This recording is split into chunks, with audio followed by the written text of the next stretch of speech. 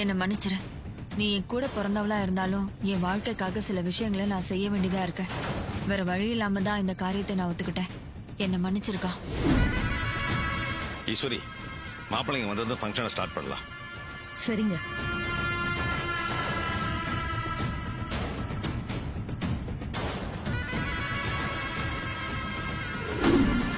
Sir car ready ஆயிடுச்சு sir. Ready ஆயிடுச்சா? Ready sir. இனிமே எந்த பிரச்சனை வராதுல்ல? அதெல்லாம் ஒரு பிரச்சனையும் வராது சார்.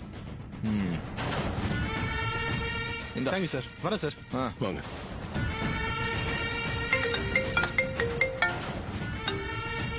ஹலோ, யாருங்க? சார், நான் உங்க ஃபேக்டரியில வேலை செய்யற சண்முகத்தோட மனைவி சாந்தா பேசுறேன் சார். சொல்லுங்க, என்ன விஷயம்? சார், என் புருஷனுக்கு காலையில ஃபேக்டரியில அடிபட்டு மயக்க நிலையில இருக்காருன்னு போன் வந்துச்சு சார். ஐயோ. அங்க வேலை செஞ்சவங்களே அவர் ஹாஸ்பிட்டல்ல சேர்த்திட்டாங்க சார். நானும் இப்ப ஹாஸ்பிட்டல்ல தான் சார் இருக்கேன். எப்படிங்க அடிபட்டுச்சு? இப்ப எப்படி இருக்காரு? தெரியல சார். டாக்டருங்க ட்ரீட்மெண்ட் பண்ணிட்டு இருக்காங்க சார். ஹாஸ்பிட்டல்ல பணம் கட்ட சொன்னாங்க சார். அதான் சார் உங்களுக்கு போன் பண்ணேன். சரிங்க, தைரியமா இருங்க, நாங்க வந்துடுறேன்.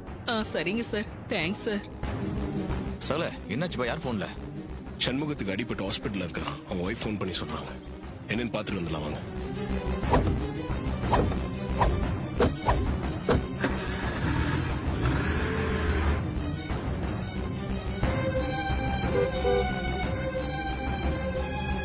பூஜைக்கு நாடியா என்ன இருக்கு? பூஜை ஆரம்பிச்சிடலாமா?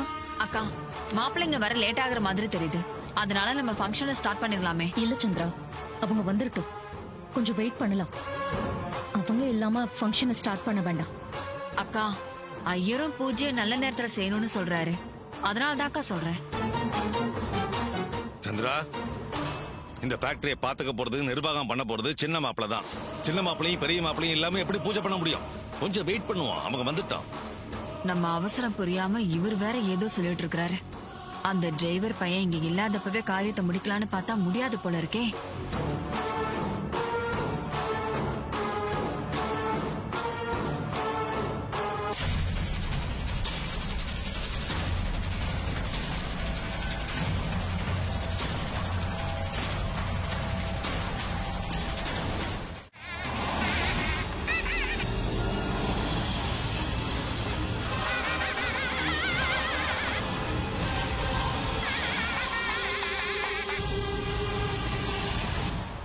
எப்பா சகல, ரேவதி போன் எடுக்கலப்பா. சரி, ரோகிணிக்கு போன் பண்ணி சொல்லுங்க. சரிப்பா.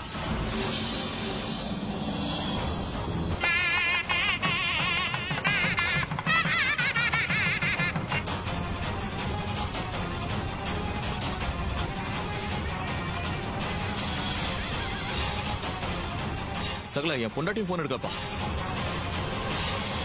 ஆத்திர அவசரத்துக்கு ஒருத்தர் கூட போன் எடுக்க மாட்டேன்றாங்க.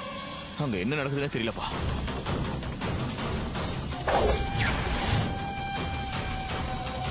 ஈஸ்வரி, ஆன் பண்ணு.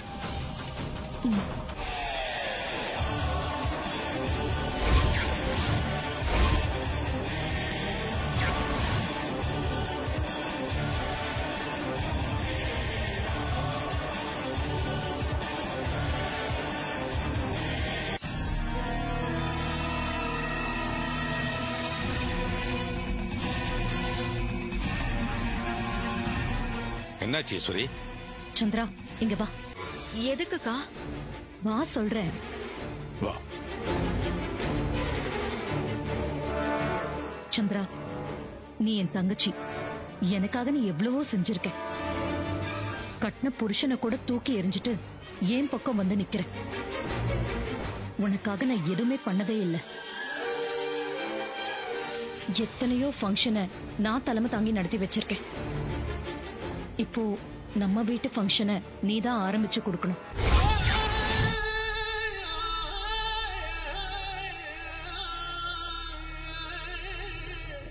எனக்கா சொல்ற? நான் தொடங்கி வைக்கணுமா? ஆமா, நீதான் தொடங்கி வைக்கணும். வா, வந்து லிவரை தொட்டு ஸ்டார்ட் பண்ணு. ஐயோ, இந்த லிவரை தொட்டா நான் பரலோகம் போய் சேர வேண்டியதா? ஏ அக்கா, என்னைக்கும் இல்லாம இன்னைக்கு ஏண்டி பாசத்தை பொழிஞ்சு கதையை முடிக்க பாக்குற? என்ன சந்திரா, என்ன யோசிக்கிற? வா. இல்லக்கா, வேணாம். உன் கைதான் ராசியான கை. நீயே உன் கையால ஆரம்பிச்சு வை. அதுதான் நல்லாவும் இருக்கும். ஏய், நீயும் ராசியானவதான். உன் கையால ஆரம்பிச்சா எல்லாம் நல்லபடியா தான் நடக்கும். நான் முடிவு பண்ணிட்டேன். நீதான் லீவரை தொட்டு ஸ்டார்ட் பண்ணி வைக்கணும். ஐயோ இன்னைக்கு விட மாட்டா போல இருக்கே. இவ கதையை முடிச்சலான்னு பார்த்தா ஏன் கதையை முடிச்சிருவா போல இருக்கே. சித்தி யோசிக்காதீங்க. அம்மா தான் இவ்வளவு தூரம் சொல்றாங்கல்ல, போங்க போய் ஸ்டார்ட் பண்ணுங்க. சித்தி, நம்ம வீட்ல அம்மாக்கு அடுத்து நீங்க தான் எல்லாம்.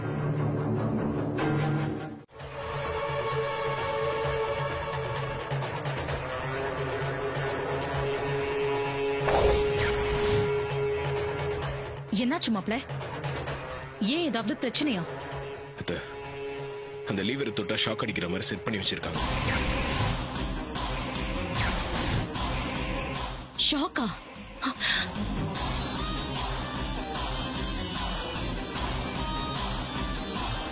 நாங்க போன் பண்ணி பார்த்தோம், நீங்க யாருமே எடுக்கல. நல்ல வேலை யாரும் தொடல. என்ன மாப்ள சொல்றீங்க? லீவரை தொட்டா ஷாக் அடிக்குமா? ஆமா அத்தை. இந்த விஷயம் உங்களுக்கு எப்படி தெரியும்? சண்முகம் தான் சொன்னாரு. அவர் காலையில இந்த லிவரை தொட்டு ஷாக் அடிச்சதுனாலதான் ஹாஸ்பிட்டல் அட்மிட் ஆயிருக்காரு.